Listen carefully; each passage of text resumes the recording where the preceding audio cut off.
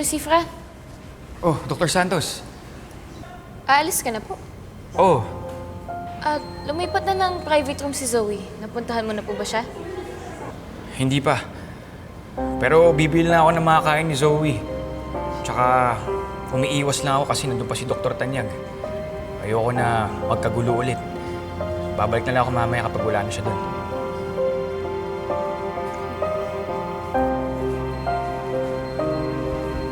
Dok, siya ba yung sinasabi na doktor na nakabuntis kay Dr. Zoe?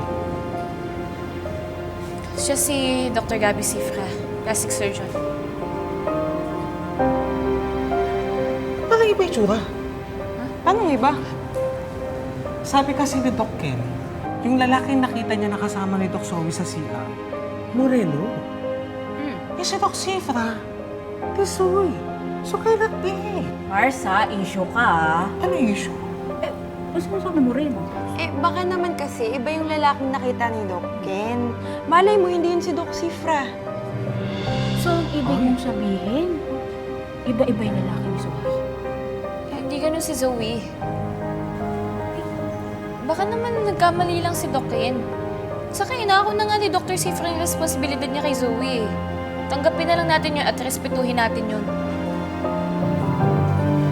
Doc, Doc Annalyn, ready ka na? Tara. At kukunin ko lang yung gamit ko, Doc. Okay. Excuse me. Alam mo ikaw, kasalanan mo, nagalit tuloy.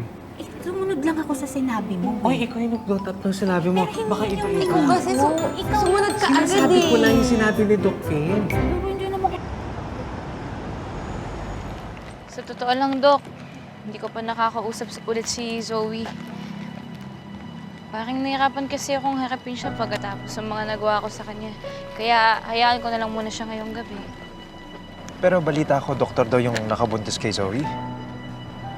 Si Dr. Sifra, plastic surgeon siya.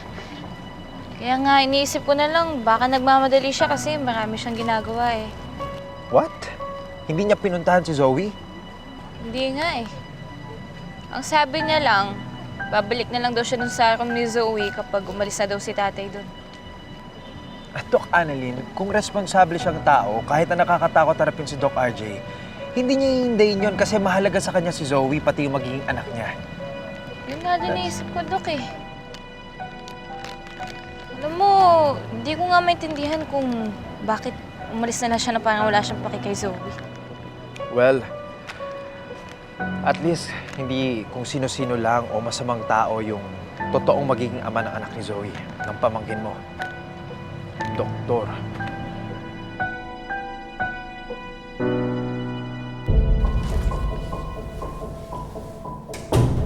What are you doing here? Excuse me? Anong ginagawa mo dito? Madam Chantal, the coast is clear. No enemies detected. Pwede na ho kayo pumasok. Hi, Zoe. I'm glad you're safe. Anong ginagawa mo dito? Get out! Get out! Apo, after all what I've done for you, ito ang igaganti mo sa akin? If you only knew what I did, you would give me a party. Anong pinagsasasabi mo? I don't owe you anything. Really now, Machiri? What if I tell you why you're here and not in the police station? Zoe, I saved you a lot of trouble. A lot of trouble that you could have gone through. Ano ba yung sinasabi mo? Ako lang naman ang nagsabi kay Dr. Sifra na magpanggap na lang siya na siya ang ama sa pinabubuntis mo. You did that? Yes. Dahil mas katanggap-tanggap na nabuntis ka ng isang doktor kaysa isang kriminal na kasabwat ng mami mo.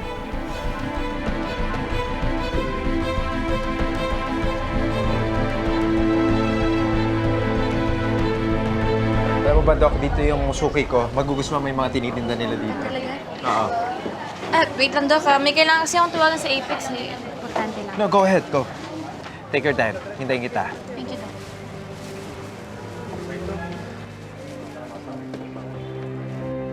Hello? Opo yung mga files na inutos ko. Okay, update niyo na lang ako ha. Thank you so much. Dax? Sige po. Bye. Si Dax yun ah. Doc? Dax! Si Dax nga! Excuse me! Excuse me, Dax! Excuse me, Dax!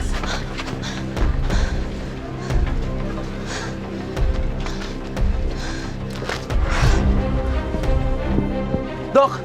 Si Dax yun, di ba? Oo, si Dax yun! Nahulog niya to, oh! Ba't kaya siya bumibili ng gamit pang baby? I don't know. Sabi kasi ni Doc Ken, yung lalaki nakita niya nakasama ni Doc Zoe sa CR, moreno. Eh si Doc Sifra, tisoy. So kaya natin Dok, naalala ko yung sinabi nila, Nurse Ivan. Sabi daw ni Doc Prado sa kanila, hindi daw si Dr. Sifra yung nakita nilang kasama ni Zoe doon sa CR. Tapos, di ba sakto? Bigla-bigla na lang dumating si Dr. Sifra nung hinahanap natin kung sino ba talagang totoong tatay ng baby ni Zoe. So, Doc, pinagdududahan mo ba si Dr. Sifra? Naalala ko lang din kasi. Sabi ni Justine dati, may relasyon daw si Dax at si Zoe. At saka alam mo ba, Doc, nung nasa isla tayo, may mga pinakitang picture sa akin si Dax na kasama niya si Zoe.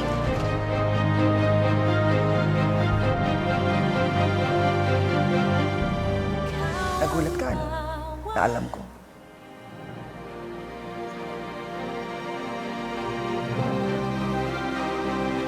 Ikaw ang kumausap kay Dr. Sifra? Paano mo ginawa yun?